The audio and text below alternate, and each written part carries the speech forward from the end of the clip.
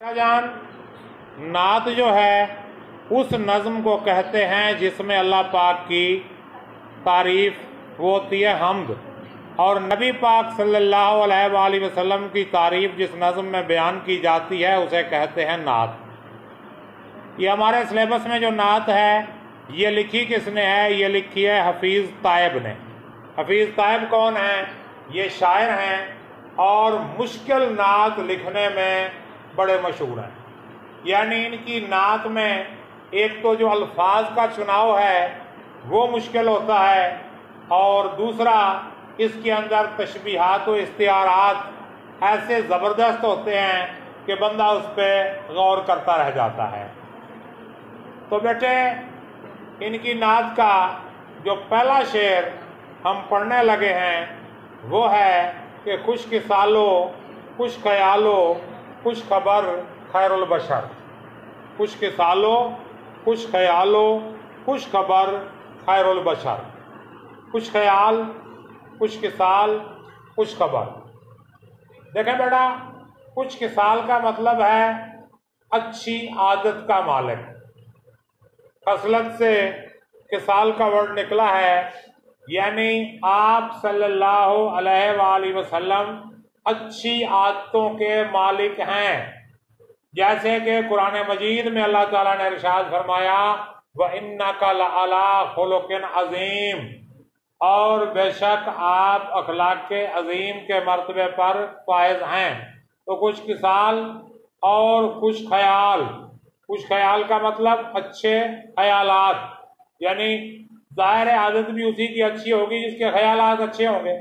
اب خیال برے اور عادت اچھی ہو یہ تو نہیں ہو سکتا، یعنی جو انسان کے ذہن میں خیالات کی شکل میں چل رہا ہوتا ہے اسی کو انسان عملی جامہ پہنچاتا ہے اپنے کام کی شکل میں۔ تو خوش کسال، خوش خیال اور خوش خبر، یعنی آپ صلی اللہ علیہ وآلہ وسلم نے جو خبر دی وہ بھی اچھی دی۔ خبر کون سی دی آپ نے؟ اسلام، دین، ہدایت، یہ ساری خوشخبریاں جو ہے آپ نے ہمیں دیں۔ تو آپ صلی اللہ علیہ وآلہ وسلم خوش کسال بھی ہیں، خوش خیال بھی ہیں اور خوش خبر بھی ہیں۔ اور آگے جو بات کر رہا ہے شاعر وہ ہے جی خیر البشر۔ خیر البشر، خیر البشر کا مطلب کیا ہے؟ انسانوں میں سب سے اعلیٰ و افضل۔ انسانوں میں سب سے اعلیٰ و افضل۔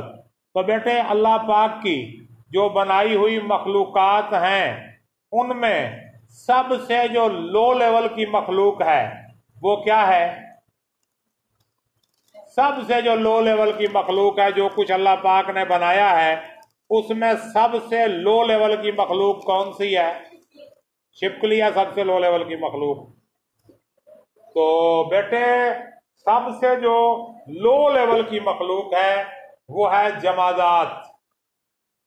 جمادات کا مطلب بے جان اشیاء، لائف لیس تھنگز، جن میں کوئی زندگی نہیں ہے، جیسے اینٹ، پتھر، پہاڑ، مکان، زمین وغیرہ، جس میں کوئی زندگی نہیں ہے۔ یہ اللہ کی بنائی ہوئی سب سے ادنا اور لو لیول کی مخلوق ہے۔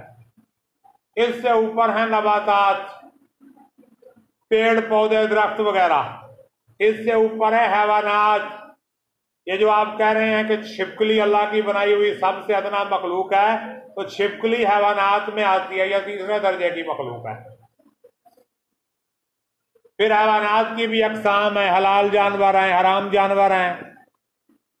جو حرام جانور ہیں وہ لو لیول کے ہیں، جو حلال جانور ہیں وہ ہائی لیول کے ہیں۔ جانوروں کے بعد جو چیز آتی ہے وہ انسان ہے۔ جانوروں کے بعد جو اعلیٰ مخلوق ہے وہ انسان ہے۔ درمیان میں دو مخلوقات آتی ہیں، ان کے ساتھ ہمارا کوئی انٹریکشن نہیں، جنات اور فرشتے۔ جانوروں سے اوپر جنات ہیں، جنات سے اوپر فرشتے ہیں، فرشتوں سے اوپر انسان ہے۔ مولانا علی نے فرمایا تھا نا کہ فرشتے سے بہتر ہے انسان ہونا، مگر اس میں پڑتی ہے محنت زیادہ۔ اب انسانوں کے بھی درجات ہیں۔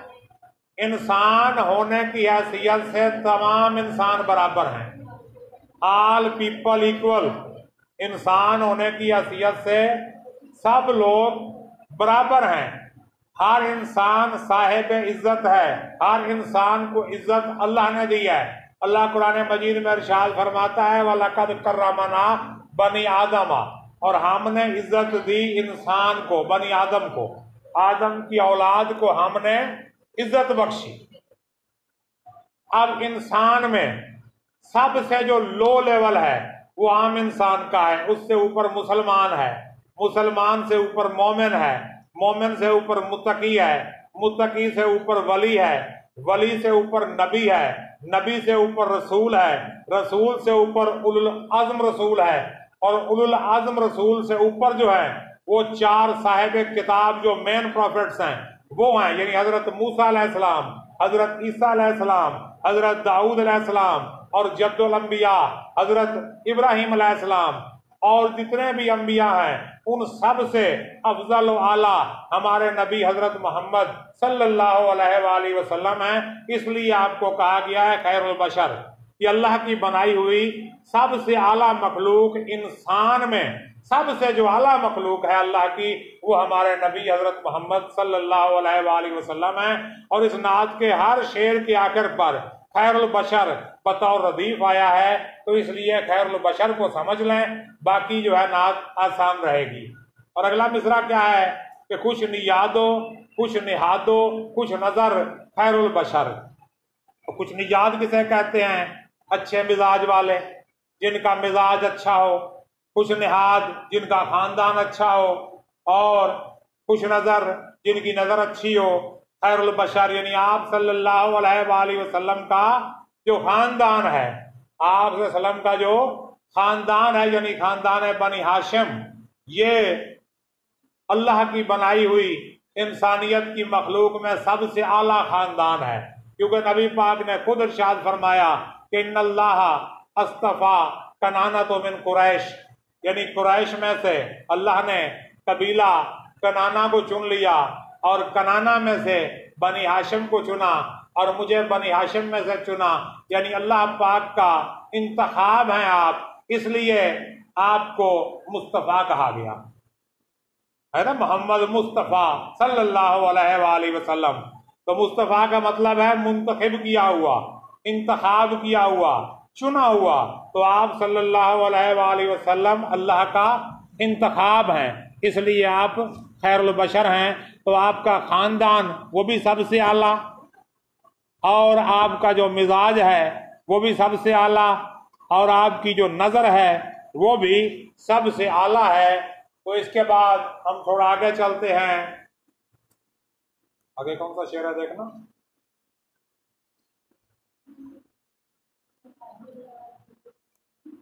دل نوازو، دل نشینو، دل پذیرو، دل کشا، یہ آپ صلی اللہ علیہ وآلہ وسلم کی جو تعلیمات ہیں، آپ صلی اللہ علیہ وآلہ وسلم کا جو پیغام ہے وہ کیا ہے؟ دل نواز۔ نواز کا معنی کیا ہے؟ عطا کرنے والا، دینے والا۔ تو آپ کا پیغام کیا ہے؟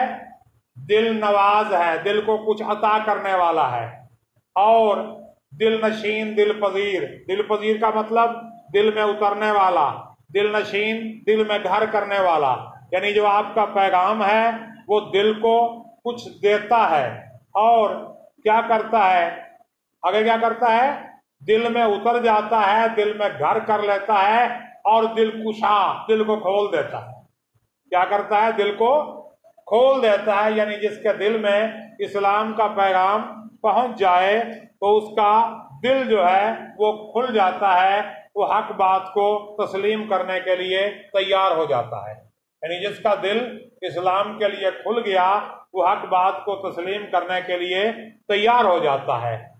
اور چارہ سازو، چارہ کارو، چارہ گر خیر البشر، تو آپ صلی اللہ علیہ وآلہ وسلم چارہ کار، چارہ ساز، چارہ گر، مطلب کیا ہے؟ مشکلات کو حل کرنے والے، مشکلات کو آسان کرنے والے، پریشانیوں کو دور کرنے والے۔ تو آپ صلی اللہ علیہ وآلہ وسلم کیا ہیں؟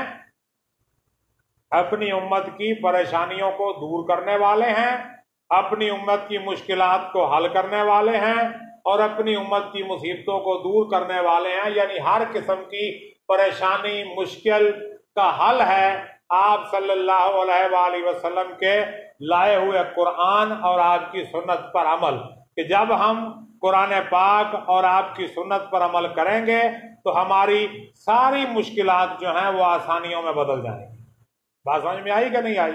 یعنی آپ کا وہ جو چارہ سازی والا کام ہے، چارہ کاری اور چارہ گری والا کام ہے، وہ آپ کے ساتھ وہ آج سے 1400 سال پہلے ختم نہیں ہوا، بلکہ قرآن و سنت کی شکل میں قیامت تک چلتا رہے گا۔ یعنی جب بھی ہم رہنمائی چاہیں اپنی کسی بھی مشکل میں، چاہے وہ کوئی دینی مشکل ہو، چاہے وہ کوئی دنیاوی مشکل ہو، اس کا حل ہمیں قرآن و سنت سے مل جائے گا۔ اور آپ صلی اللہ علیہ وآلہ وسلم ہمارے چارہ ساز بھی ہیں، چارہ کار بھی ہیں اور چارہ گر بھی ہیں۔ تو اس سے آگے کون سا شعر ہے دیکھنا ذرا۔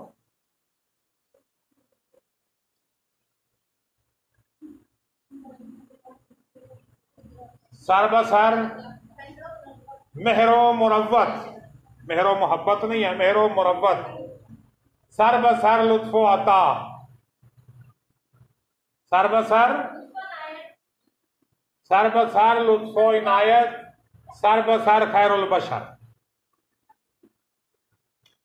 سر بسر مہر و مروت۔ مہر و مروت کیا ہوتی ہے؟ مہر کہتے ہیں محبت کو، مروت کہتے ہیں لحاظ کو۔ مروت کا مطلب لحاظ کرنا کسی کا، مہر محبت۔ محبت کس سے ہوتی ہے؟ جو محبت کے قابل ہو۔ مثلا کوئی بہت ہی خوبصورت پیارا سا بچہ ہے، جو بھی دیکھے گا اس کو محبت ہو جائے گی اس سے، تو یہ ہے محبت۔ اور مروت کیا ہے؟ وہ کسی قابل نہیں ہے، پھر بھی اس کا خیال رکھا جائے، اس کے ساتھ اچھا سلوک کیا جائے، تو یہ ہے مروت۔ تو نبی پاک صلی اللہ علیہ وآلہ وسلم نے دونوں سے کام لیا، محبت سے بھی کام لیا اور مروت سے بھی کام لیا۔ یعنی جو مسلمان تھے، جو مومن تھے، جو صحابہ کرام تھے، ان سے محبت کی، ان سے پیار کیا، اور جو کافر تھے، جو مشرک تھے، جو منافق تھے، جو آپ کے دشمن تھے، انہیں آپ نے برداشت کیا۔ یعنی عذاب نہیں بلایا، عذاب کو دعوت نہیں دیا آپ نے، یعنی جو آپ کا دشمن تھا اسے بھی آپ نے برداشت کیا، یہاں تک کہ طائف کی وادی میں جب آپ پہ پتھروں سے حملہ ہوا، آپ کو زخمی کر دیا گیا، پھر بھی آپ نے جو ہے ان کے لیے دعا کی۔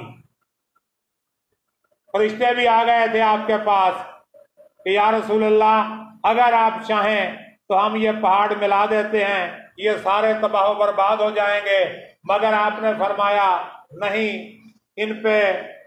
انہیں معاف کر دیں، کیونکہ یہ مجھے نہیں جانتے، اگر یہ مسلمان نہیں ہوئے تو کوئی بات نہیں، ان کی آنے والی نسلیں یقیناً کلمہ پڑھیں گی۔ تو نبی پاک صلی اللہ علیہ وسلم نے اس امید پر کافروں، منافقوں اور مشرکوں کو برداشت کر لیا کہ ان کا جو ہے آگے جو ہے آنے والی نسل جو ہے وہ مجھ پہ ایمان لے آئے گی۔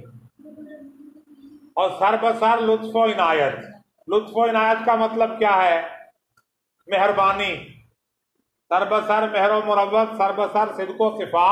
صدق و صفا کا مطلب کیا ہے؟ سچائی اور صاف دل کا ہونا۔ اور آپ اس قدر سچے تھے کہ آپ کے دشمن جو ہے آپ کو صادق اور امین کہتے تھے، جو آپ کے خون کے پیاسے تھے، اپنی امانتیں آپ کے پاس رکھتے تھے۔ یعنی خوبی تو وہ ہے نا جس کو دشمن بھی مان لیں۔ تو جو کافر تھے وہ بھی آپ کو صادق اور امین کہا کرتے تھے۔ اور سر بسر لطف و عنایت، لطف و عنایت مہربانیاں کرنے والے، اور سر بسر خیر البشر، اور مکمل طور پر جو ہے آپ خیر البشر تھے۔ تو میرے بچے مزید ہم انشاءاللہ کل پڑھیں گے، اس پہ ذرا غور و فکر فرما لیں۔